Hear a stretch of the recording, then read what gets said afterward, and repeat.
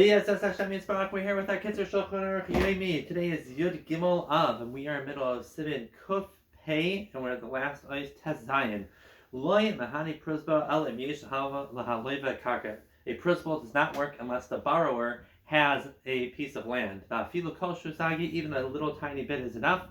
Filu Elay Elo Atzitz Nakov Sagi, even if he only has a flower pot which has a hole in it so it's connected to the ground, that would be enough.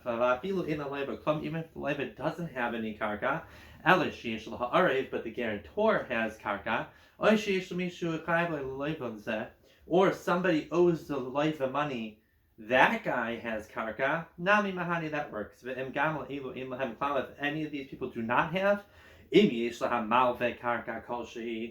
malve, the lender, has his own karka, he can be mizaka, a piece of his karka for the leva, even through a third party. Even if he's not here, because you can be mizaka, something to someone even if he's not here. It's a schutz for him to be zeich in it. Umehani lip prusbol, it's going to help to make the prusbol valid.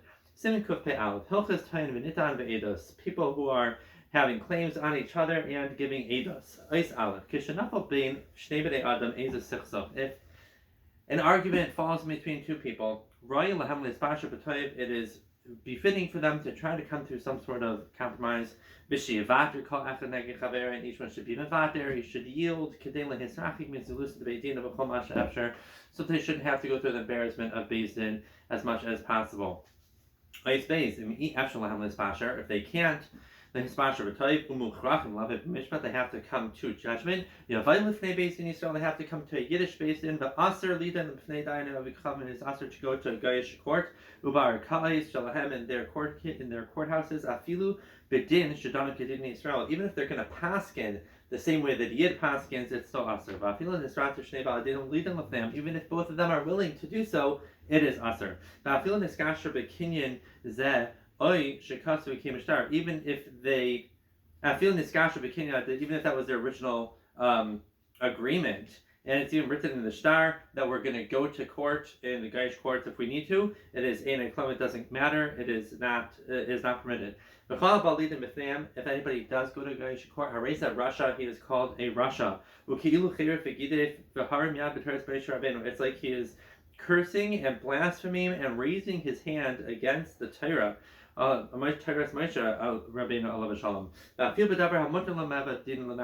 is something that you're technically allowed to do by yourself, like I don't need to go to the din Torah to do this. If he does go to Beis Din or to a court because of that thing, it is also forbidden. Kasher Barbasif test, like we're going to explain. We come back and also do it through a guy. Even if he doesn't go to a Gaish court, but uses a guy to force him to come with him to Yiddish Beis Din, it's also permitted. Roy lematbay al amud, which means it is befitting to stretch him out on the pole, which means give him lashes. That's what they would do. They would stretch them out bent over a pole and whip them. That is what that means. Ice Gimmel. What if the goyim have the upper hand, and the person that he's having a machlokes with is a very strong person who's not going to listen? First, he has to take him to a Jewish court. If he refuses to come, then Beis Din can give him rishus to go to a Gaish court. If somebody is to have money from someone and he's holding on to the money, the person who has the money and knows that he's going to have to pay is forbidden to try to wheedle out of it. In order that the guy should say, better than fight about it, let's make a pshara, and then he'll make some money off the deal. If you know you're chayiv, then you have to pay, or you're a terrible person. Sorry. If he does do that, he is not Yaitz B'dei Shemayim. Shemayim knows. And Shemayim's going to hold him accountable until he pays what he owes. Hey. The Baal Din, who's coming to Beis Din, is not allowed to talk to the judges if the person that he is teveya against is not there with him. He shouldn't make sure to come early before his friend. It's safe. say from Iris and I thought it's because of Marasayan. It is Marasayan.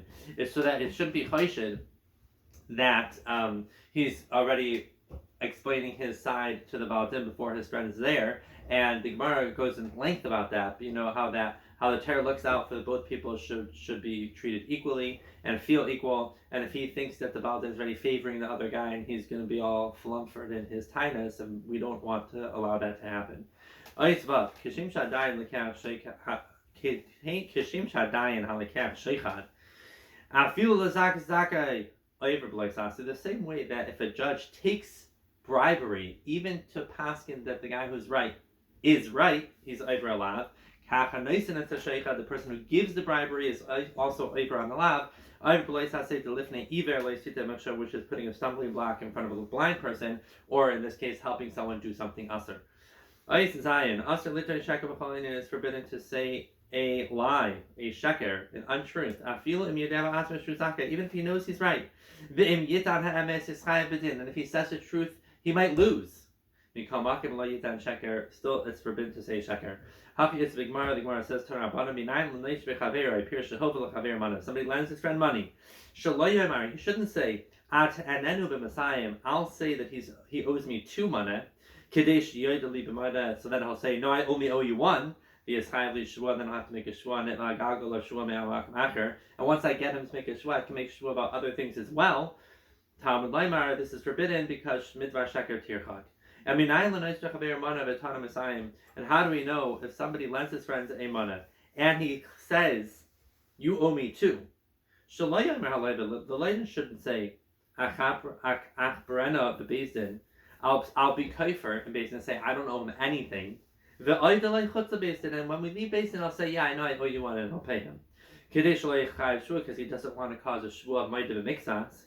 He doesn't want the guy to be able to make a shua from somewhere else. The guy, once you make someone a shua, there's a whole sugya of gilgul shua. You can make a shua, a different shua on top of that. So the guy says, I know he owes me 1. I'm going to claim that he owes me 2.